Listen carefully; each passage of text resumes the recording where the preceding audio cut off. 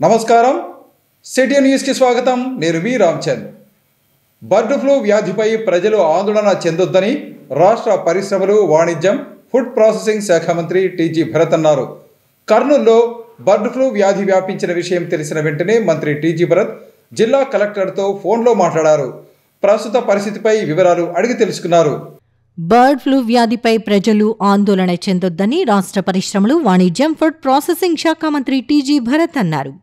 కర్నూలులో bird flu వ్యాధి వ్యాపించిన విషయం తెలిసిన వెంటనే మంత్రి టీజీ భరత్ జిల్లా కలెక్టర్తో ఫోన్లో మాట్లాడారు. ప్రస్తుత పరిస్థితిపై వివరాలు అడిగి తెలుసుకున్నారు. వ్యాధిని నివారించేందుకు తీసుకోవాల్సిన చర్యలపై ఆరా తీశారు. బర్డ్ ఫ్లూతో చనిపోయిన వాటిని సక్రమంగా పూడ్చిపెట్టాలని అన్నారు. వ్యాధి వ్యాప్తి చెందకుండా ప్రభుత్వం జారీ చేసిన మార్గదర్శకాలను తప్పకుండా పాటించాలని మంత్రి చెప్పారు. ప్రజలను ఎప్పటికప్పుడు అప్రమత్తం చేయాలని అన్నారు. ఇక ప్రజలు సైతం బర్డ్ ఫ్లూపై ఆందోళన చెందాల్సిన అవసరం లేదన్నారు. తగిన జాగ్రత్తలు పాటించాలని ఆయన ప్రజలకు సూచించారు.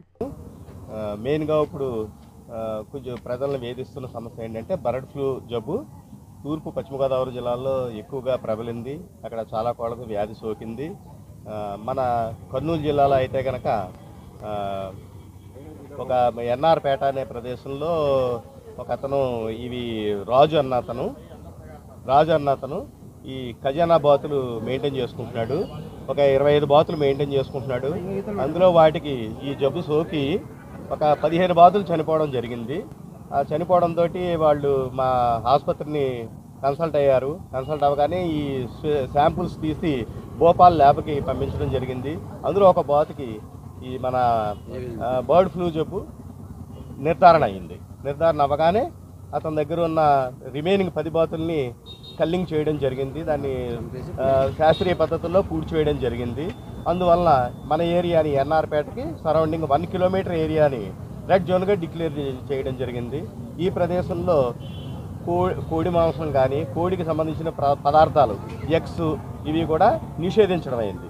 అందువల్ల ఇక్కడున్న ఈ చికెన్ షాపులు మటన్ షాపుల్లో ఈ చికెన్ ఎట్టి పరిస్థితుల్లోనూ అమ్మరాదు, ఎవరు కొనరాదు, ఇది డిక్లేర్ చేయడం అయింది. అందువల్ల ఈ 1 మంత్ వరకు మేము చూస్తాము. ఇక్కడైనా అవుట్ బ్రేక్స్ లేవు అని నిర్ధారణ అయితే కనుక మళ్ళీ మేము శాంపుల్స్ కలెక్ట్ చేసి సేరం అది సర్వేకి అనాలిసిస్కి పంపుతాము. అది నిల్ రిపోర్ట్ వచ్చిన తర్వాత అప్పుడు మేము డిక్లేర్ చేసిన తర్వాతే మళ్ళీ చికెను ఎగ్స్ ఇవన్నీ కూడా అమ్మడానికి అర్హత వస్తుంది. అప్పుడే మనం ఈ బేరసారాలు జరగాలి, ఈ సేవించడం జరగాలి. అంతవరకు ఈ 1 కిలోమీటర్ పరిధిలో నిషేధించడం అయిందని తెలియజేస్తూ మాజీ ముఖ్యమంత్రి కీర్తిశేషులు దామోదరం సంజీవయ్య 104వ జయంతి సందర్భంగా నంద్యాల చెక్పోస్టు కూడలి వద్ద ఉన్న దామోదరం సంజీవయ్య విగ్రహానికి జిల్లా కలెక్టర్ రంజిత్ బాషా, కర్నూలు పార్లమెంటు సభ్యులు బస్తిపాటి నాగరాజు, పాణ్యం ఎమ్మెల్యే గౌరిచెడత వెంకటరెడ్డి, కోడుమూరు ఎమ్మెల్యే బొగ్గుల దస్తగిరి, వివిధ సంఘాల నాయకులు పూలమాలలు వేసి ఘనంగా నివాళులు అర్పించారు. కర్నూలు ఫిబ్రవరి 14 ఆదర్శప్రాయులు, స్ఫూర్తి ప్రదాత, మార్గదర్శి దామోదరం సంజీవయ్య అని జిల్లా కలెక్టర్ పి రంజిత్ బాషా పేర్కొన్నారు. శుక్రవారం కీర్తిశేషులు దామోదరం సంజీవయ్య 104వ జయంతి సందర్భంగా నంద్యాల చెక్పోస్టు కూడలి వద్ద ఉన్న దామోదరం సంజీవయ్య విగ్రహానికి జిల్లా కలెక్టర్ పి రంజిత్ బాషా, కర్నూలు పార్లమెంట్ సభ్యులు బస్తిపాటి నాగరాజు, పాణ్యం ఎమ్మెల్యే గౌరిచరిత, కోడుమూరు ఎమ్మెల్యే బొగ్గుల దస్తగిరి, వివిధ సంఘాల నాయకులు పూలమాల వేసి ఘనంగా నివాళులు అర్పించారు. ఈ సందర్భంగా కలెక్టర్ మాట్లాడుతూ దామోదరం సంజీవయ్య గారు దేశంలోనే మొట్టమొదటి దళిత ముఖ్యమంత్రి అయి చరిత్ర సృష్టించారని అన్నారు. సమాజానికి స్ఫూర్తి ప్రదాత అయిన దామోదరం సంజీవయ్య గారు కర్నూలు జిల్లా పెద్దపాడు గ్రామంలో 1921వ సంవత్సరం ఫిబ్రవరి 14వ తేదీన జన్మించటం జరిగిందని అన్నారు. కుల మత వర్గాలకు అతీతంగా దామోదరం సంజీవయ్య గారు ప్రతి ఒక్కరికి ఆదర్శప్రాయులు, మార్గదర్శి అని కలెక్టర్ పేర్కొన్నారు. దామోదరం సంజీవయ్య గారి జీవితం ప్రతి ఒక్కరికి స్ఫూర్తిదాయకమన్నారు. వారు పుట్టిన 3 రోజులకే తండ్రిని కోల్పోయి మేనమామ దగ్గర ఉండి చదువుకున్నారని, అప్పట్లో ఎలాంటి వసతులు లేకపోయినప్పటికీ ఉన్నత విద్య అభ్యసించారని కలెక్టర్ పేర్కొన్నారు. 1953లో ఆంధ్ర రాష్ట్రం ఏర్పడినప్పుడు మంత్రిగా, 1956లో ఆంధ్రప్రదేశ్ ఏర్పడినప్పుడు మంత్రిగా ఉన్నారన్నారు. పెద్దపాడు గ్రామంలో జన్మించిన ఒక వ్యక్తి ఎంతో కష్టపడి చదివి 2 సార్లు మంత్రి అయ్యారంటే ప్రతి ఒక్కరూ వారిని స్ఫూర్తిగా తీసుకుని పేదవారికి సాయం చేసే స్థాయికి ఎదగాలని కలెక్టర్ విద్యార్థులకు సూచించారు. కార్మిక శాఖ మంత్రిగా పనిచేసే సమయంలో బోనస్లను ప్రకటించారని, వృద్ధాప్య పెన్షన్ వ్యవస్థను కూడా ప్రవేశపెట్టారని కలెక్టర్ తెలిపారు. వివిధ సంఘాల నాయకులు తన దృష్టికి తీసుకొచ్చిన డిమాండ్లను రాష్ట్ర ప్రభుత్వం దృష్టికి తీసుకొని వెళ్లి వాటి సాధనకు కృషి చేస్తామని కలెక్టర్ తెలిపారు. కర్నూలు పార్లమెంట్ సభ్యులు బస్తిపాటి నాగరాజు మాట్లాడుతూ, కీర్తిశేషులు దామోదరం సంజీవయ్య పెద్దపాడు గ్రామంలో జన్మించి మన జిల్లాకి చెదరని ముద్ర వేశారని అన్నారు. గాజుల దిన్న ప్రాజెక్టుకు సంజీవయ్య గారు శంకుస్థాపన చేశారని, ఈ ప్రాజెక్టు వల్ల మన జిల్లాకు త్రాగు సాగునీటికి ఇబ్బంది లేదన్నారు. సంజీవయ్య గారు ముఖ్యమంత్రి హోదాలో ఆనాడు పింఛన్లను కూడా అమలులోకి తీసుకొని వచ్చారని, భూమి లేని వారికి 6 లక్షల ఎకరాల బంజరు భూములను నిరుపేదలకు కేటాయించారని అన్నారు. ఉమ్మడి రాష్ట్రానికి కార్మిక శాఖ మంత్రిగా ఉంటూ హైదరాబాద్లో GHMCకి, BHEL కంపెనీకి పునాదులు వేసింది కూడా దామోదర్ సంజీవయ్య గారేనని అన్నారు. అంతేకాకుండా SC, ST, BC వర్గాల కొరకు ఎంతో పాటుపడ్డారన్నారు. వారి ఆశయాలను ఆదర్శంగా తీసుకొని కర్నూలు జిల్లాలో ఇరిగేషన్ ప్రాజెక్టులకు పెద్ద పీట వేస్తామని ఎంపీ పేర్కొన్నారు. పాణ్యం ఎమ్మెల్యే గౌరిచరిత మాట్లాడుతూ, దామోదరం సంజీవయ్య గారు మన కర్నూలు జిల్లా వాసి అవ్వటం చాలా గర్వకారణంగా ఉందన్నారు. వారు నీతి నిజాయితీకి మారుపేరు అన్నారు. రాష్ట్రానికి మొదటి దళిత ముఖ్యమంత్రిగా పనిచేయటంతో పాటు అఖిల భారత కాంగ్రెస్ కమిటీ అధ్యక్షుడైన మొదటి దళిత నాయకుడు అన్నారు. అదేవిధంగా కేంద్ర మంత్రిగా కూడా పనిచేశారని చెప్పారు. SC, ST, BCల కొరకు ఎంతో కష్టపడ్డారని, ఎన్నో చట్టాలను కూడా తీసుకొచ్చారని అన్నారు. కార్మికుల కొరకు బోనస్ తీసుకొచ్చారని, నిరుపేద ప్రజలకు 6 లక్షల ఎకరాల బంజరు భూములను పంచారని ఎమ్మెల్యే కొనియాడారు. ఇరిగేషన్కి సంబంధించి జిల్లాలో గాజుల దిన్న ప్రాజెక్టు ఏర్పాటు చేశారని, అందుకే ఆ ప్రాజెక్టుకు దామోదరం సంజీవయ్య ప్రాజెక్టుగా పేరు పెట్టారని అన్నారు. ఆ ప్రాజెక్టు ద్వారా 3 నియోజకవర్గాలకు సాగు, త్రాగునీటికి ఎలాంటి ఇబ్బంది లేకుండా ఉందన్నారు. వృద్ధాప్య పెన్షన్ వ్యవస్థను కూడా తీసుకొని వచ్చారని అన్నారు. అటువంటి మహనీయుడి అడుగుజాడల్లో నడవాల్సిన అవసరం ఎంతైనా ఉందని ఎమ్మెల్యే పేర్కొన్నారు. అనంతరం కీర్తిశేషులు దామోదరం సంజీవయ్య గారి అన్న కొడుకు దామోదరం రామకృష్ణకి సన్మానం చేశారు. అదేవిధంగా వివిధ పాఠశాలల్లో నిర్వహించిన వ్యాసరచన పోటీల్లో గెలిచిన వారికి బహుమతులను అందజేశారు.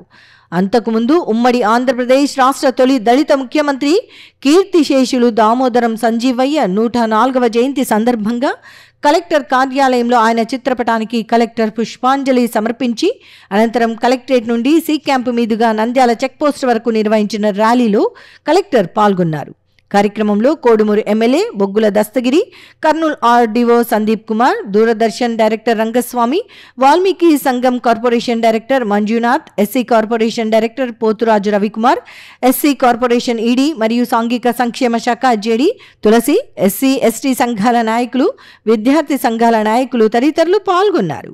మన జిల్లా గురించి చెప్పాలను, ఎందుకంటే కర్నూలు పట్టణంలో చదువుకునే ఆయన కర్నూలు పట్టణానికి కూతవేడు దూరంలో ఉన్నటువంటి పెద్దపాడు గ్రామంలో అతి పేద కుటుంబంలో జన్మించి ఆయన ఈ కర్నూలు జిల్లాకు చెరగని ముద్ర వేశారు. ముఖ్యంగా ఆ రోజు సార్ సంజీవయ్య గారు ఏం చేశారో అదే ఉంది తప్ప మన జిల్లాకి అయితే ఏముంది యొక్క ప్రాజెక్ట్ అది సంజీవయ్య గారు చేసినటువంటి ప్రాజెక్ట్ అది సాగునీటి కోసం, త్రాగునీటి కోసం మన కర్నూలు పార్లమెంట్ అంతా తీసుకుంటే ఈ రోజు వరకు కూడా మన గాజుల ప్రాజెక్ట్ తప్ప ఇంకో ప్రాజెక్ట్ అంటూ లేదమ్మా. ఇంతవరకు కూడా లేదు మనకు. ఎక్కడ చూసినా కూడా చిన్న చిన్న చెక్ డ్యాములు తప్ప సార్ వేసినటువంటి పునాదిరాయి గాజుల ప్రాంతంలో వేశాడు ఆ మహానుభావుడు.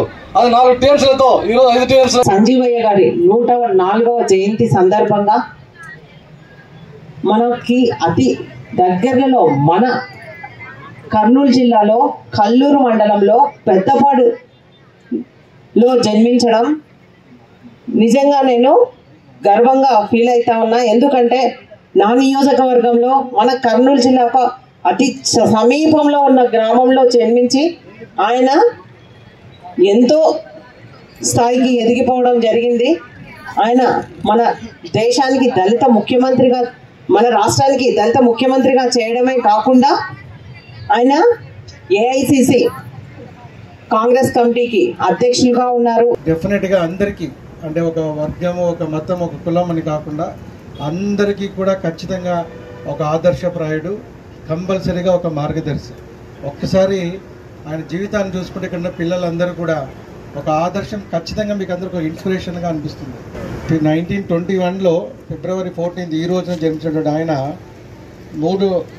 జస్ట్ ఒక పుట్టిన 3 రోజులకే తండ్రిని కోల్పోయిన తర్వాత మేనమామ దగ్గర ఉండి చదువుకొని, సో పెద్దవాడైన తర్వాత ఇక్కడే మీ స్కూల్ కూడా చూస్తుంటారు, ఇక్కడే మున్సిపల్ హై స్కూల్ కూడా ఇక్కడే ఉంది.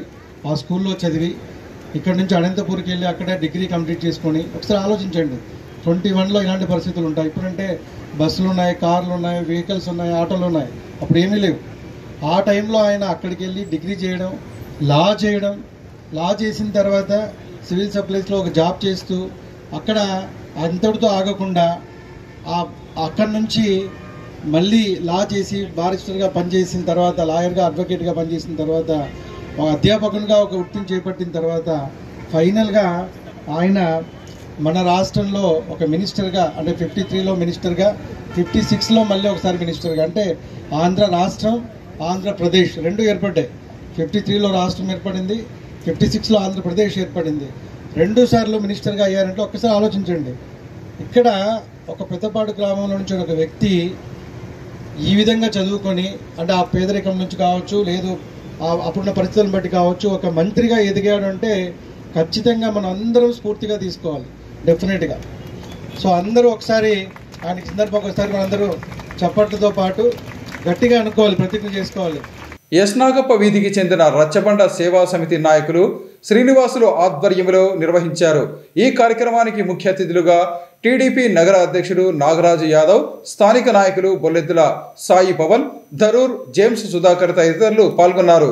నగరంలోని ఎస్ నాగప్ప వీధికి చెందిన రచ్చబండ సేవా సమితి నాయకులు శ్రీనివాసులు ఆధ్వర్యంలో నిర్వహించారు. కార్యక్రమానికి ముఖ్య అతిథులుగా టీడీపీ నగర అధ్యక్షులు నాగరాజు యాదవ్, స్థానిక నాయకులు బొల్లెద్దుల సాయి పవన్, ధరూర్, జేమ్స్ సుధాకర్ తదితరులు పాల్గొన్నారు. ఈ సందర్భంగా దామోదరం సంజీవయ్య చిత్రపటానికి పూలమాల వేసి నివాళులు అర్పించారు. ఈ సందర్భంగా వారు మాట్లాడుతూ దామోదరం సంజీవయ్య జీవితం ప్రతి ఒక్కరికి స్ఫూర్తిదాయకమన్నారు. వారు పుట్టిన 3 రోజులకే తండ్రిని కోల్పోయి మేనమామ దగ్గర ఉండి చదువుకున్నారని, అప్పట్లో ఎలాంటి వసతులు లేకపోయినప్పటికీ ఉన్నత విద్య అభ్యసించారని వారు తెలిపారు. 1953లో ఆంధ్ర రాష్ట్రం ఏర్పడినప్పుడు మంత్రిగా, 1956లో ఆంధ్రప్రదేశ్ ఏర్పడినప్పుడు మంత్రిగా ఉన్నారని అన్నారు.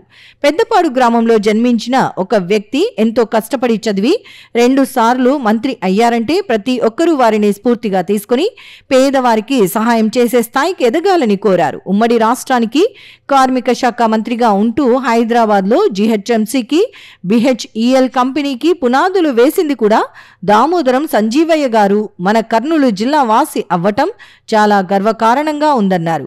వారు నీతి నిజాయితీకి మారుపేరు అన్నారు. రాష్ట్రానికి మొదటి దళిత ముఖ్యమంత్రిగా పనిచేయటంతో పాటు అఖిల భారత కాంగ్రెస్ కమిటీ అధ్యక్షుడైన మొదటి దళిత నాయకుడు అన్నారు. అదేవిధంగా కేంద్ర మంత్రిగా కూడా పనిచేశారని అన్నారు. ఎస్సీ, ఎస్టీ, బీసీల కొరకు ఎంతో కష్టపడ్డారని, ఎన్నో చట్టాలను కూడా తీసుకువచ్చారని అన్నారు. కార్మికుల కొరకు బోనస్ తీసుకొచ్చారని, నిరుపేద ప్రజలకు 6 లక్షల ఎకరాల బంజరు భూములను పంచారని కొనియాడారు. ఇరిగేషన్కి సంబంధించి జిల్లాలో గాజుల దిన్న ప్రాజెక్టు ఏర్పాటు చేశారని, అందుకే ఆ ప్రాజెక్టుకు దామోదరం సంజీవయ్య ప్రాజెక్టుగా పేరు పెట్టారని అన్నారు. ఆ ప్రాజెక్టు ద్వారా 3 నియోజకవర్గాలకు సాగు, త్రాగునీటికి ఎలాంటి ఇబ్బంది లేకుండా ఉందన్నారు. వృద్ధాప్య పెన్షన్ వ్యవస్థను కూడా తీసుకొని వచ్చారని అన్నారు. ఈ సందర్భంగా ఎస్ నాగప్ప వీధికి చెందిన కిడ్నీ బాధితురాలికి బొల్లెద్దుల సాయి పవన్ ఆర్థిక సహాయం చేశారు. ఒక వ్యక్తి, ఒక మహానాయకుడు. ఎందుకంటే భారతదేశంలోనే ఎవరో చెప్పారు రాష్ట్రంలో మొట్టమొదటి దళిత ముఖ్యమంత్రి, కానీ నాకు తెలిసి భారతదేశంలోనే మొదటి దళిత ముఖ్యమంత్రి. తర్వాత ఏఐసిసి అధ్యక్షుడిగా కూడా మళ్ళీ తర్వాత ఎవరు చేశారో తెలియదు, కానీ ఆ రోజుల్లో నెహ్రూ గారు పట్టుబట్టి ఇటువంటి మేధావిని ఈ భారతదేశాన్ని ఏఐసి అధ్యక్షుడిగా చేయాలని చెప్పేసి, అంటే దేశంలో కాంగ్రెస్ పార్టీ ప్రభుత్వం ఉన్నటువంటి సందర్భంలో ఆ కాలంలో ఒక దళితుడు ఆల్ ఇండియా కాంగ్రెస్ కమిటీ అధ్యక్షుడు కావడం అనేది మామూలు విషయం కాదది. అంత మేధావి కనుకనే ఆ నార్త్ ఇండియన్ వాళ్ళు కూడా గుర్తించి ఇతన్ని అక్కడ తీసుకుపోయి ఈయన సేవల్ని వాళ్ళు ఉపయోగించుకొని ఈ భారతదేశం ఈ రోజు ఇంత ముందుకు రావడానికి అనేక సంస్కరణలు చేసినటువంటి వ్యక్తి దామోదరం సంజీవయ్య గారు. ఇటువంటి నాయకుల్ని మనం ప్రతి సంవత్సరం కూడా గుర్తించుకోవడం అనేది చాలా మంచి విషయము, యువకులకు తెలియాల్సినటువంటి విషయము. మనం చూసినాం గత ప్రభుత్వంలో ఒక నాయకుడు 5 సంవత్సరాలు పరిపాలిస్తేనే 5 లక్షల కోట్లు సంపాదించాడు. మరి ఆయన అనేక పదవులు అలంకరించి ఏఐసిసి ప్రెసిడెంట్గా చేసినాడు, ఇది ముఖ్యమంత్రిగా చేసినాడు, కేంద్ర మంత్రిగా చేసినాడు. కానీ ఆయన యొక్క ఇల్లు కానీ ఆయన వారసులు కానీ ఈరోజు చూస్తుంటే ఇంత నిజాయితీ పనులు ఆదర్శంగా తీసుకుని గత పాలకులు కూడా మొన్న ఈ రీసెంట్గా ఉన్నటువంటి పాలకులు మన బతుకులు ఉండేటివి కాదు. కనుక అలాంటి వాళ్ళను కూడా మనం ఎప్పుడు కూడా నమ్మకూడదు. వాళ్ళను తరిమి కొట్టాల్సినటువంటి సమయం మనం గుర్తించుకోవాలని చెప్పేసి ఇట్లాంటి వాళ్ళకు మద్దతు ఇద్దాం. వీరికి పూర్తిగా నా సహకారం కూడా ఉందని చెప్పేసి తెలియజేస్తున్నాం. ఆ కాలంలోనే మనం 62 టైంలోనే ఆయన ముఖ్యమంత్రిగా రాణించాడు. ఎన్నో అభివృద్ధి కార్యక్రమాలు పెద్దలు చెప్పినట్లు మనకు అవినీతి ఉండకూడదని ఏసీబీని స్థాపించాడు. తర్వాత మనకు ఎస్సీ ఎస్టీ వాళ్ళకు మనకు హాస్టల్ ఉండాలా, చదువుకోవాలా, గురుకుల పాఠశాలను నిర్మించాడు. అప్పట్లోనే పరిశ్రమలు స్థాపించాడు. పరిశ్రమలు వేరే రాష్ట్రానికి తగ్గిపోతా ఉంటే హైదరాబాద్లో పరిశ్రమలని ఆపగలిగాడు. ఇలాంటి పెద్దల మహానుభావుల చరిత్రలు కనుమరుగైపోయేటువంటి అవకాశం ఉంటుంది. తరాలు కనుమరుగైన మహానుభావుల చరిత్రలు నిలిచిపోవాలంటే మనం భావితరాలకు అందించాల్సినటువంటి అవసరం ఉంది. కాబట్టి దామోదరం సంజీవయ్య గారి యొక్క జీవిత చరిత్రను ఒక పాఠ్యాంశంగా చేర్చాల్సినటువంటి అవసరం ఉందని చెప్పేసి నేను ఈ సందర్భంగా మా పెద్దలకు తెలియజేస్తా ఉన్నాను. మా పరిశ్రమలు స్థాపించినాడు. మళ్ళీ అట్లాంటి మహానుభావుని జన్మదిన కార్యక్రమం ఈరోజు మేము జరుపుకుంటున్నాము. చాలా సంతోషము. ఇక్కడికి వచ్చినటువంటి సోదరులకు అందరికీ నా హృదయపూర్వక నమస్కారములు. కాంగ్రెస్ పార్టీకి ఆ రోజు నెహ్రూ, గాంధీ వాళ్ళ వెంపడి నడిచి వాళ్ళకి వెన్నెంపడి ఉండే మహానుభావుడు. అటువంటి మహానుభావుడు కర్నూలులో పుట్టడము, ఈ కొండారెడ్డి బుర్జు ఉండడం, ఆ కొండారెడ్డి బుర్జు పైన ఆయన పేరు రాస్తే బాగుంటుంది అని మా అందరి కోరిక. రాబోయే తరాలు వాళ్ళు కూడా అదే కోరిక కోరుతారు. తర్వాత ఆయన బీసీలు, మైనార్టీలు అందరినీ, దళితుల నాయకులని అందరినీ వెన్నెంట తీసుకొని పోయినాడు. జిల్లాలో జాతీయ రహదారులపై రహదారి ప్రమాదాల నివారణకు సంబంధించి అన్ని శాఖలు మరింత సమన్వయంతో పనిచేయాలని జిల్లా కలెక్టర్ రంజిత్ బాషా ఆదేశించారు. ఈ మేరకు కలెక్టరేట్ మినీ కాన్ఫరెన్స్ హాల్లో జాతీయ రహదారులపై రహదారి ప్రమాదాలకు నివారణకు సంబంధించి సమీక్షా సమావేశం నిర్వహించారు.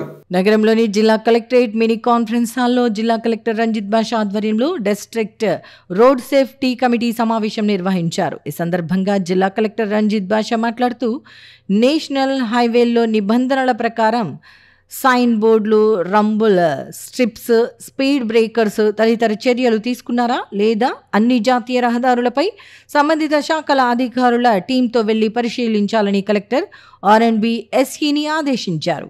వారం 10 రోజుల్లోపు ఈ ప్రక్రియ పూర్తి చేయాలని కలెక్టర్ ఆదేశించారు. నిబంధనల ప్రకారం చర్యలు లేకుంటే వాటిని ఏర్పాటు చేసేలా నేషనల్ హైవే ఉన్నతాధికారుల దృష్టికి ప్రతిపాదనలు పంపిస్తామని కలెక్టర్ తెలిపారు. ఇప్పటి వరకు నేషనల్ హైవేలపై 37 బ్లాక్ స్పాట్లో ఏర్పాటు చేసిన సైన్ బోర్డులు, రంబుల్స్, ట్రిప్స్, స్పీడ్ బ్రేకర్లు తదితర చర్యలకు సంబంధించిన ఫోటోలను పంపించాలని కలెక్టర్ ఆదేశించారు. నేషనల్ హైవే రహదారుల్లో భద్రతా చర్యలు తీసుకుంటున్న విధంగా R&B రోడ్లపై జరిగే యాక్సిడెంట్ స్పాట్ ప్రదేశాల్లో కూడా తగిన భద్రతా చర్యలు తీసుకోవాలని కలెక్టర్ అధికారులను ఆదేశించారు. కోడుమూరు రోడ్లో ఎక్కువ ప్రమాదాలు జరుగుతున్నాయి.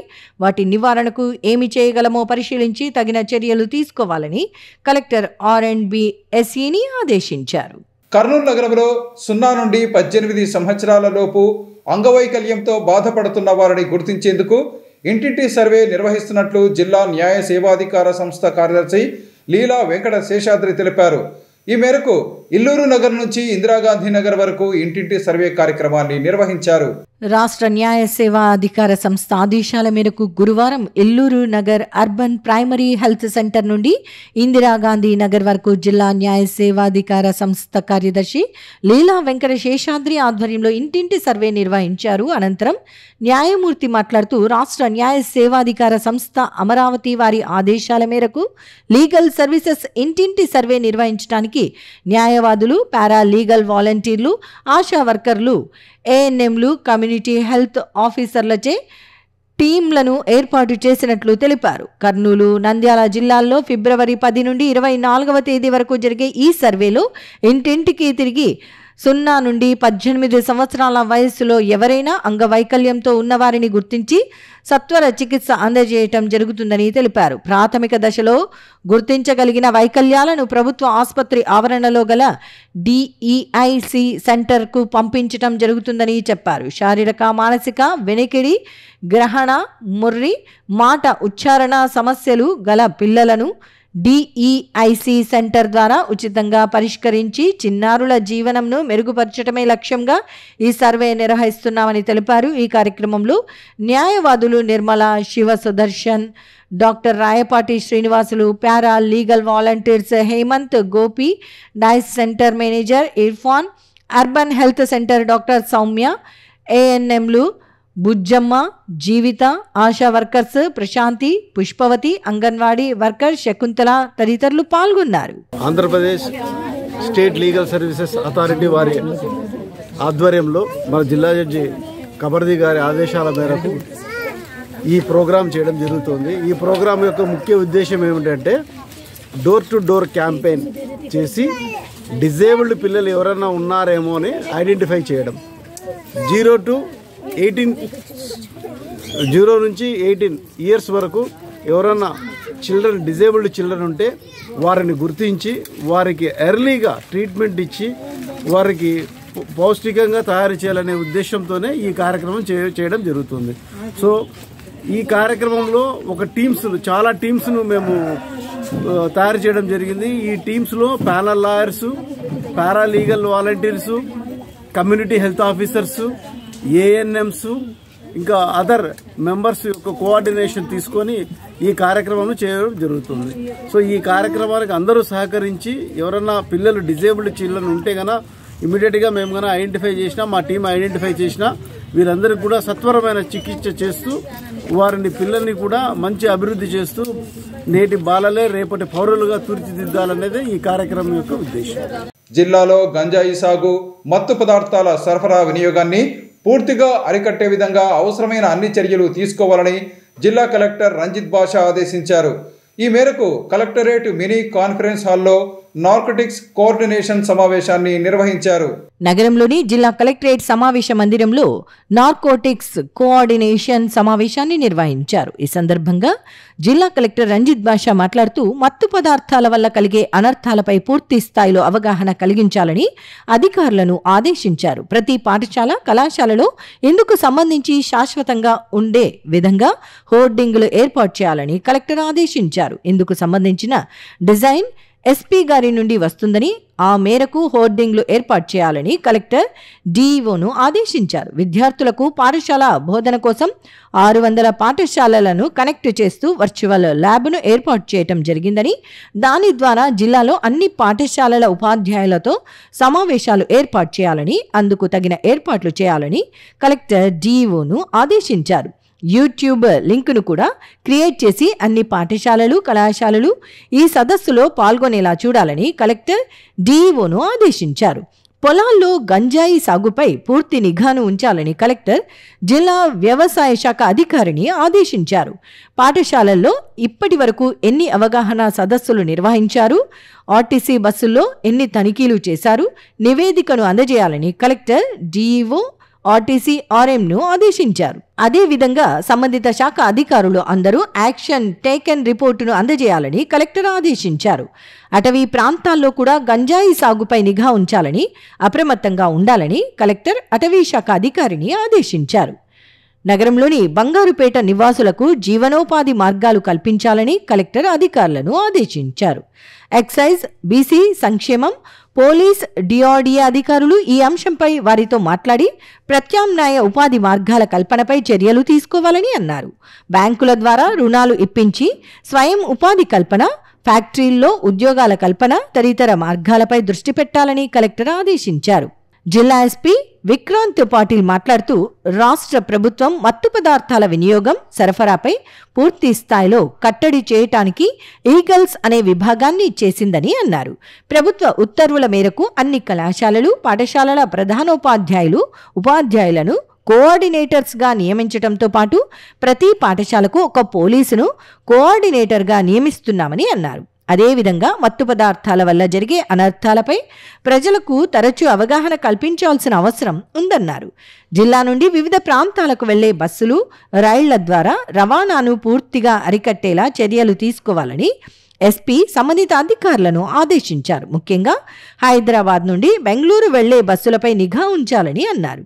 ఈ అంశంపై డ్రైవర్లు, కండక్టర్లకు అవగాహన కల్పించాలని ఎస్పీ అధికారులను ఆదేశించారు. ప్రతి పాఠశాల, కళాశాలలో హోర్డింగ్లు ఏర్పాటు చేయాలని అన్నారు. బంగారుపేట ప్రాంతంలో నివసిస్తున్న వారికి వీటిపై అవగాహన కల్పించి ప్రత్యామ్నాయ జీవనోపాధి కల్పించేలా చర్యలు తీసుకోవాలని ఎస్పీ సూచించారు. సమావేశంలో assistant collector Challa Kalyani, town DSP Babuprasad, DTC Shanthakumari, జిల్లా వ్యవసాయ అధికారి వరలక్ష్మి, జిల్లా విద్యాశాఖ అధికారి Samuel Paul, RTC RM Srinivasulu, అదనపు municipal commissioner RGV Krishna, GGH administrative officer Sindhu Subrahmanyam, excise superintendent Sudheer Kumar, Rayalaseema Pullareddy, cluster university అధికారులు తదితరులు పాల్గొన్నారు. దేశ స్వాతంత్రం పోరాటంతో పాటు మహిళల స్వేచ్ఛ, వారి సాధికారత కోసం అలుపెరగని కృషి చేసిన ఘనత శ్రీమతి సరోజినీ నాయుడుకు దక్కుతుందని senior gastro enterologist doctor Shankar Sharma అన్నారు. ఈ మేరకు గాయత్రి ఎస్టేట్లో ఉన్న తన క్లినిక్లో జాతీయ మహిళా దినోత్సవం సందర్భంగా పేద మహిళలకు చీరలను పంపిణీ చేశారు. దినేష్ 2 నగరంలోని గాయత్రి ఎస్టేట్లో ఉన్న శ్రీ గురుదత్త పాలీక్లినిక్లో శ్రీమతి సరోజినీ నాయుడు జయంతి సందర్భంగా జాతీయ మహిళా దినోత్సవాన్ని పురస్కరించుకుని senior gastro enterologist doctor Shankar Sharma పేద మహిళలకు చీరలను పంపిణీ చేశారు. ఈ సందర్భంగా జరిగిన సమావేశంలో senior gastro enterologist doctor Shankar Sharma మాట్లాడుతూ శ్రీమతి సరోజినీ నాయుడు 1879 ఫిబ్రవరి 13వ తేదీ బెంగాలీ బ్రాహ్మణ సామాజిక వర్గానికి చెందిన అఘోరానాథ్ చటోపాధ్యాయ దంపతులకు జన్మించారని తెలియజేశారు. ఆమె 12 సంవత్సరాల వయస్సులోనే మద్రాసు యూనివర్సిటీలో చదివారని, అనంతరం ఇంగ్లాండ్లో కేంబ్రిడ్జ్ యూనివర్సిటీతో పాటు కింగ్స్ మెడికల్ కాలేజీలో చదువుకున్నారని వివరించారు. అదే సమయంలో భారత సంతతికి చెందిన డాక్టర్ గోవిందరాజు నాయుడుతో పరిచయం ఏర్పడి ఆయనను కులాంతర వివాహం చేసుకున్న సరోజినీదేవి తర్వాత సరోజినీ నాయుడుగా ప్రాముఖ్యం పొందారని వివరించారు.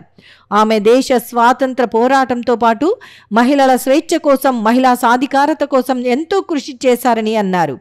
ఆమె కృషి వల్లే భారతదేశంలో మహిళలకు ఓటు హక్కు కల్పించబడిందని వివరించారు. ఆమెను మహాత్మా గాంధీ నైటింగేల్ ఆఫ్ ఇండియాగా అభివర్ణించారని వివరించారు. శ్రీమతి సరోజినీ నాయుడు మంచి రచయిత, కవయిత్రి అని ఆయన తెలియజేశారు. ఆమె మహాత్మా గాంధీతో పాటు క్విట్ ఇండియా, దండి మార్చ్ తదితర కార్యక్రమాల్లో పాల్గొన్నారని, స్వాతంత్ర పోరాటంలో భాగంగా ఆమె ఎన్నోసార్లు జైలుకు వెళ్లారని తెలిపారు. 1947లో దేశానికి స్వాతంత్రం వచ్చిన తర్వాత ఉత్తరప్రదేశ్ రాష్ట్ర తొలి మహిళా గవర్నర్గా ఆమె చరిత్ర సృష్టించారని తెలియజేశారు. ఆల్ ఇండియా నేషనల్ కాంగ్రెస్ ప్రెసిడెంట్గా యానీ బెసెంట్ తర్వాత ఆమె ఆ పదవిని చేపట్టారని వివరించారు. దేశంలో మహిళల వెనుకబాటుతనంపై ఎన్నో ఉద్యమాలు నడిపిన చరిత్ర ఆమెకు ఉందని తెలిపారు. దేశంలో మహిళా నిరక్షరాస్యత అధికంగా ఉందని, మహిళల్లో అక్షరాస్యత శాతాన్ని పెంచాల్సిన అవసరం ఎంతైనా ఉందని చెప్పారు. ఈ దేశంలో అయితే మహిళలు అక్షరాస్యులుగా ఉన్నత పదవుల్లో ఆ దేశం అభివృద్ధి పథంలో పయనిస్తుందని ఆయన వివరించారు. క్లినిక్లో ఫిబ్రవరి 13 ఈరోజు నేషనల్ విమెన్స్ డే. అంటే దీనికి నేషనల్ విమెన్స్ డే అని ఎందుకు అనాల్సి వచ్చిందంటే శ్రీమతి సరోజినీ నాయుడు గారు జన్మించిన రోజు. ఆమె 1879లో ఫిబ్రవరి 13 అఘోరీనాథ్ చటోపాధ్యాయ అని బెంగాలీ బ్రాహ్మిన్ పర్సన్కు నిజాం కాలేజ్ ప్రిన్సిపాల్గా ఉన్న టైంలో హైదరాబాద్లో ఆమె జన్మించడం జరిగింది. మన ఆంధ్రదేశంలోనే, అప్పట్లో ఆంధ్రదేశంలోనే. తర్వాత ఆమె చాలా ఎక్స్ట్రాడినరీ ఇంటెలిజెంట్ కావడం వల్ల 12 ఏళ్ల వయసులోనే మెడ్రాస్ యూనివర్సిటీలో చదువుకోవడం, అంటే చెన్నై యూనివర్సిటీలో చదువుకోవడం, ఆ తర్వాత ఇంగ్లాండ్కి వెళ్ళడం, అక్కడ కూడా చదవడం, ఇంకా కేంబ్రిడ్జ్లో కింగ్స్ కాలేజ్ మెడికల్ కాలేజీలో కూడా కింగ్స్ కాలేజీలో కూడా చదవడం, ఇవన్నీ జరిగినాయి. అక్కడి నుంచి తిరిగి వచ్చినాక ఇండియన్ డాక్టర్ గోవిందరాజు నాయుడు అనే అతను ఇంగ్లాండ్లో పరిచయమైన అతన్ని కులాంతర వివాహం చేసుకొని తర్వాత సరోజినీ నాయుడుగా పేరు మార్చబడింది. ఇక్కడ చీరల పంపిణీ కార్యక్రమం చేపట్టడం జరిగింది. వృతాభక్తిగా చేయడం తప్ప నిజం చెప్పాలంటే మన కంట్రీలో ఇంకా స్త్రీలు చాలా వెనుకబడి ఉన్నారు. వాళ్ళల్లో నిరక్షరాస్యత ఎక్కువ ఉంది. వాళ్ళను చాలా చిత్రహింసలకు గురి చేయడం కూడా జరుగుతూ ఉంది. కాబట్టి ఇంకా స్త్రీలను ముందుకు తీసుకొని వస్తే ఏ కంట్రీలో అయితే స్త్రీలు చదువుకుంటారో, ఏ స్త్రీలు మంచి పొజిషన్స్లో ఉంటారో, పొలిటికల్గా కూడా 33% విమెన్స్ రిజర్వేషన్ బిల్లు పాస్ అయినా ఇంకా ఇంప్లిమెంట్ కాలేదు. వాళ్ళకు ఓటింగ్ రైట్స్ ఇప్పించి పొలిటికల్గా వాళ్ళని పైకి తీసుకొని వచ్చి చదువులోనూ తర్వాత సాంకేతికలోనూ వాళ్ళని ముందుంటే ఆ దేశం బాగుపడుతుంది. ప్రపంచంలోని నంబర్ 1 దేశంగా భారత్ ఎదగడానికి అందరూ కృషి చేయాల్సిన బాధ్యతగా ఉంది. నా వంతుగా ఈరోజు స్త్రీలకు ఈ కార్యక్రమం చేపట్టడం జరిగింది. ప్రముఖ మోటారు వాహనాల ఉత్పత్తి సంస్థ సుజుకి సంస్థ నుంచి త్వరలోనే ఎలక్ట్రికల్ బైక్ మార్కెట్లోకి వస్తోందని ఆ సంస్థ రాయలసీమ ఏఎం శివప్రసాద్ తెలిపారు. ఈ మేరకు నగరంలోని రాధా మానస సుజుకి షోరూంలో నూతనంగా రూపొందించిన సుజుకి న్యూ యాక్సెస్ వాహనాన్ని మార్కెట్లోకి విడుదల చేశారు. నగరంలోని బంగార్పేటలో ఉన్న రాధా మానస సుజుకి షోరూంలో ఆ సంస్థ నూతనంగా రూపొందించిన సుజుకి న్యూ యాక్సెస్ వాహనాన్ని సుజుకి సంస్థ రాయలసీమ ఏఎం శివప్రసాద్ ముఖ్య అతిథిగా హాజరై మార్కెట్లోకి విడుదల చేశారు. ఈ కార్యక్రమంలో రాధా మానస సుజుకి షోరూం డైరెక్టర్లు రమణయ్య, ఆచారి, వెంకట్ తదితరులు పాల్గొన్నారు. ఈ సందర్భంగా వారు మాట్లాడుతూ మోటార్ వెహికల్ రంగంలో ఎంతో పేరు ఉన్న సుజుకి సంస్థ నుంచి అధునాతన ఫీచర్లతో సుజుకి న్యూ యాక్సెస్ బైక్లు గత నెల 17వ తేదీ న్యూఢిల్లీలో మార్కెట్లోకి విడుదల చేయడం జరిగిందని, ప్రస్తుతం కర్నూలు జిల్లాకు సంబంధించి కర్నూలు నగరంలో ఈ రోజు ఈ బైక్ను మార్కెట్లోకి విడుదల చేస్తామని చెప్పారు. గతంలో ఉన్న సుజుకి యాక్సెస్ బైక్తో పోలిస్తే ఇందులో మారిన పరిస్థితులకు అనుగుణంగా అధునాతన ఫీచర్లు అందుబాటులో ఉన్నాయని తెలిపారు. ఈ వాహనం విలువ 83,000 రూపాయల నుంచి 96,000 రూపాయల వరకు ఉంటుందని తెలియజేశారు. త్వరలోనే సుజుకి సంస్థ నుంచి ఎలక్ట్రికల్ బైక్ మార్కెట్లోకి రానుందని తెలియజేశారు. ఈ అవకాశాన్ని కస్టమర్లు సద్వినియోగం చేసుకోవాలని వారు కోరారు. ఈరోజు new product Suzuki new axis కొత్తగా లాంచ్ చేసినాం రాధా మానస సుజుకి కర్నూలులో. ఈ ప్రోడక్ట్ ఇప్పుడు మనకి లేటెస్ట్ ఫ్యూచర్స్ అండ్ అప్గ్రేడేషన్స్తో మీ ముందుకు వచ్చింది. లాస్ట్ మంత్ 17th ఆల్ ఇండియాలో లాంచ్ చేసాము ఢిల్లీలో. కర్నూలులో ఈ మంత్ లాంచ్ చేస్తున్నాము. నెక్స్ట్ ఫ్యూచర్లో మనకి ఎలక్ట్రిక్ ఈ బైక్ వెహికల్ కూడా లాంచ్ చేస్తున్నాము. ఈ వెహికల్ కూడా మనకి తొందరలో మనకు వస్తుంది. ఈ రాధా మానస సుజుకి నుండి వితిన్ 6 monthsలో మనం ఈ బైక్ కూడా మనం లాంచ్ చేస్తున్నాం. దీని ఫ్యూచర్స్ వచ్చి పికప్ ఎక్కువ ఉంది, మైలేజ్ ఎక్కువ ఉంది, క్వైటర్ స్టార్ట్ ఉందండి. ఇంతకుముందు మీకు యాక్సిస్కి ఇప్పటికి వెహికల్ స్టార్ట్ చేసినప్పుడు కూడా చాలా స్మూత్గా స్టార్ట్ అవుతుంది, క్వైటర్ స్టార్ట్ ఉంది. సీట్ అండర్ కెపాసిటీ 21.5 ఉన్నది, ఇప్పుడు 24.5 చేసాము. ఆయిల్ ట్యాంక్ కెపాసిటీ కూడా 5.3 లీటర్స్ కెపాసిటీ పెంచామండి. మైలేజ్ కెపాసిటీ 1.15% మైలేజ్ కెపాసిటీ పెంచాం. ఎక్స్ షోరూమ్ ప్రైస్ వచ్చి మనం 83,000 నుండి 96,000 వరకు మన ఎక్స్ షోరూమ్ ప్రైస్ ఉందండి. మైలేజ్ వచ్చి లాస్ట్ ప్రీవియస్ వెహికల్ కన్నా 1.15% ఎడిషనల్ వస్తుంది. కొత్త బండి వచ్చినందుకు అందరికి సంతోషంగా ఉంది. కర్నూలు ప్రజలకి ఇంకా కొత్తగా వెహికల్ అందించాలని అన్నీ మొత్తం పాత మోడల్ పోయి కొత్త వెహికల్ మామూలు లైట్ వెయిట్ కూడా బాగుంది, బండి కూడా లుక్ ఉంది, అసలుకి మోడర్న్గా మార్చారు. ఇంకా ఎలక్ట్రికల్ వెహికల్ కూడా చాలా తొందరలోనే వస్తుంది. అందరూ బాగా సపోర్ట్ చేయాలని కోరుతూ రాధా మానస బైక్ షోరూంలో all new axes launch event జరుగుతుంది. సో మనకి దీంట్లో 3 న్యూ వేరియంట్స్ వచ్చాయి. అండ్ ఆల్సో దీంట్లో మనకి మైలేజ్ పరంగా కానీ డిజైన్ పరంగా కానీ చాలా కొత్త ఇంప్రూవ్మెంట్స్ జరిగాయి. మైలేజ్లో 1.15% ఇంక్రీజ్ జరిగింది. అండ్ ఆల్సో మనకి అందరికీ యాక్సెసిబుల్గా ఉండాలని చెప్పేసి మనకి కొంచెం హైట్ కూడా సీటింగ్ కొంచెం బెటర్ అయింది. అండ్ ఆల్సో మనకి సీటింగ్ కెపాసిటీ కూడా పెంచారు. అండ్ ఆల్సో డిస్ప్లే పరంగా కూడా కొత్త 3 ఫీచర్స్ న్యూగా యాడ్ చేశారు. ఒకసారి అందరు షోరూమ్కి వచ్చి checkout this all new axes and thank you. ఇటీవల విడుదలైన జేఈఈ మెయిన్ పరీక్షా ఫలితాల్లో భాష్యం విద్యా సంస్థలకు చెందిన గుత్తికొండ సాయి మనోజ్ఞ ఆల్ ఇండియా స్థాయిలో మొదటి ర్యాంకు సాధించడం అభినందనీయమని భాష్యం పాఠశాల ప్రిన్సిపల్ శ్రావణ్ కుమార్ తెలిపారు. ఈ మేరకు ఎన్ఆర్పేట భాష్యం పాఠశాల ఆధ్వర్యంలో సాయి మనోజ్ఞను అభినందిస్తూ ర్యాలీ నిర్వహించారు. ఇటీవల విడుదలైన జేఈఈ మెయిన్ పరీక్షా ఫలితాల్లో భాష్యం విద్యా సంస్థలకు చెందిన విద్యార్థిని గుత్తికొండ సాయి మనోజ్ఞ ఆల్ ఇండియా స్థాయిలో మొదటి ర్యాంకు సాధించిన సందర్భంగా నగరంలో భాష్యం విద్యా సంస్థల ఆధ్వర్యంలో అభినందన ర్యాలీ నిర్వహించారు. కార్యక్రమంలో ముఖ్య అతిథిగా ఎన్ఆర్పేట భాష్యం పాఠశాల ప్రిన్సిపల్ శ్రావణ్ కుమార్తో పాటు పాఠశాల అధ్యాపక బృందం, విద్యార్థులు పాల్గొన్నారు. ఈ సందర్భంగా నగరంలోని ప్రధాన వీధుల గుండా JEE main all India topper Guthikonda Sai మనోజ్ఞకు అభినందనలు తెలుపుతూ ర్యాలీ నిర్వహించారు. ఈ సందర్భంగా భాష్యం పాఠశాల ప్రిన్సిపల్ శ్రావణ్ కుమార్ మాట్లాడుతూ దేశంలో ఏ పోటీ పరీక్షలు నిర్వహించినా అందులో భాష్యం విద్యా సంస్థలకు చెందిన విద్యార్థులే టాపర్లుగా నిలవటం అభినందనీయమని అన్నారు. ప్రస్తుతం విడుదలైన జేఈఈ మెయిన్ పరీక్షల్లో 12,58,000 మంది విద్యార్థులు పాల్గొనగా అందులో భాష్యం విద్యా సంస్థలకు చెందిన విద్యార్థిని సాయి మనోజ్ఞ దేశ స్థాయిలో మొదటి స్థానంలో నిలవటం భాష్యం విద్యా సంస్థల గొప్పతనానికి నిదర్శనమని చెప్పారు. గత 3 సంవత్సరాలుగా ఇలాంటి పోటీ పరీక్షల్లో భాష్యం విద్యా సంస్థల విద్యార్థులే ముందంజలో ఉన్నారని వివరించారు. ఆల్ ఇండియా టాపర్గా నిలిచిన సాయి మనోజ్ఞను రాష్ట్ర ముఖ్యమంత్రి నారా చంద్రబాబు నాయుడు, రాష్ట్ర విద్యాశాఖ మంత్రి నారా లోకేష్ ప్రత్యేకంగా అభినందించినట్లు ఆయన తెలిపారు. మొన్న ఫలితాలు విడుదల చేసిన జేఈ మెయిన్స్లో ఆల్ ఇండియా జేఈ మెయిన్స్కి సంబంధించిన ఫలితాల్లో భాష్యం స్కూల్ విద్యార్థి అయిన గుత్తికొండ సాయి మనోజ్ఞ త్రూఅవుట్ ఇండియా మీద ఫస్ట్ సాధించడం చాలా హ్యాపీగా ఉంది. ఎందుకంటే మనం జేఈ మెయిన్స్ ఎగ్జామ్స్ని త్రూఅవుట్ ఇండియా మీద ఎగ్జామ్ 12,58,000 మంది రాస్తే అందులో భాష్యం స్టూడెంట్కి one and only Bhashyam college ఉన్న భాష్యం స్టూడెంట్కి ఆల్ ఇండియా ఫస్ట్ ర్యాంక్ రావటం 300 అండ్ 100% రావటం ఎంతో హ్యాపీగా ఉంది మా అందరికి కూడా. సో భాష్యం అంటే మ్యాథ్స్ అంటే భాష అనే విధంగా, అలానే JEE mains so competitive exams తీసుకుంటే జేఈ మెయిన్స్ అయినా సరే, జేఈ అడ్వాన్స్ అయినా, నీట్ అయినా సరే ముందుగా ఉండేది భాష్యం అనేది గత 3 సంవత్సరాలుగా మనం చూస్తూనే ఉన్నాం. సో ఈ రిజల్ట్ తీసుకుంటే మనకున్న ప్రతి టీచర్ మన పిల్లల కోసం, భవిష్యత్తు కోసం ఎలా వర్క్ చేస్తున్నారనేది ఈ రిజల్టే ఆదర్శం. మన సీఎం నారా చంద్రబాబు నాయుడు గారు కూడా ట్విట్టర్లో ట్వీట్ చేశారు అమ్మాయి గురించి.